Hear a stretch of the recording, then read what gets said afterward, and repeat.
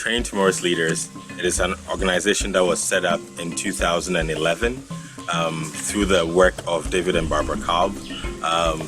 TTL has planted 79 churches in the 3 northern regions of Ghana, Togo and Burkina Faso. We currently work with 32 church planters, 17 of whom are trained. The rest are leaders who take care of the many churches that we have planted. TTL has 4 key areas where we work. The first is, and the main goal for TTL is to plant churches in all of West Africa, and so we're working to do that, and God is blessing the work. The second area is with children's ministry. We find that it's easier to make disciples in these regions when we work with the children. We find that children's ministry is a really big tool in these areas because most of the places where we work are given to Islam, so we work out in many Muslim communities, but then they allow their children to come to our children's programs because it's easy and it takes time off from parents taking care of them. And we found that has really helped in training leaders because they grow up and they love Jesus. We want children to come to Christ so that the work that we are doing now has a future, that when the adults that are in our churches are old, that we have a new generation that can even take the work further than what we're doing right now. The third area is with community development. Most of the places where we work, the areas where we work, have the challenge in poverty and need some help, some social help, and so TTL comes alongside the people to try to help in a tangible way so they can see and feel the love of Christ. The final area is with training and discipleship. We travel to train leaders so that they could plant more churches and build the churches. The regions where we work in Ghana have the highest population of Muslims, and that is why Amanda and I deliberately moved to live in Tamale so that we'll be able to make an impact in these regions where some of the oil-rich nations of the world are pumping a lot of money.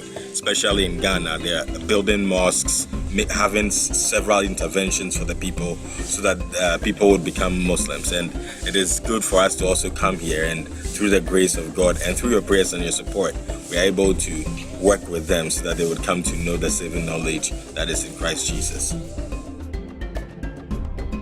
We've had some really cool and neat interactions with Muslims since we moved to Tamale. God has blessed us. All the people who work for us and some of the good friends we've had are Muslims, and we have been intentional in building relationships and showing the love of Christ to them so that they would not feel like we're just trying to love them for Christ, which is what we want to do. Christ taught us to love all people, but we've because of the way we've related to people here in the north, a lot of people are asking questions, wanting to know why we're here, asking questions about Christ. We've given Bibles to some people. Some have been talking and taking steps so that they will be able to come to Christ. Part of what we also want to do here in Tamale, we want to start a church, and we've acquired the land to make that possible. But we acquired the land through the help of some of these Muslims. So I think it's just great to see how God is working on the hearts of men even before we came to make it possible for this to happen. We hope that by our love and our hospitality and the way that we live our lives, that it's an example and it makes them stop and think about how we are different. And so we're always praying that we can be a good example to the people in our community, and that will win more people to Christ. We have gone international. We have 7 churches in Togo. We work with 14 unreached people groups. Churches are being added almost every day by the grace of God. People are being baptized. But we want to see that go further. We want Northern Ghana to become a hub for missions into all of West Africa. We've had some open doors into Burkina Faso, which will be the 3rd country we're working in. But we want to see that even grow exponentially. And so we really covet your prayers. We trust that with your prayers and your support, we'll be able to reach a lot more of these nations. A lot of the villages that are calling for churches to be planted, we'll be able to get that done. We'll be able to train preachers who would be able to go into some of these unreached people groups and bring the gospel to them.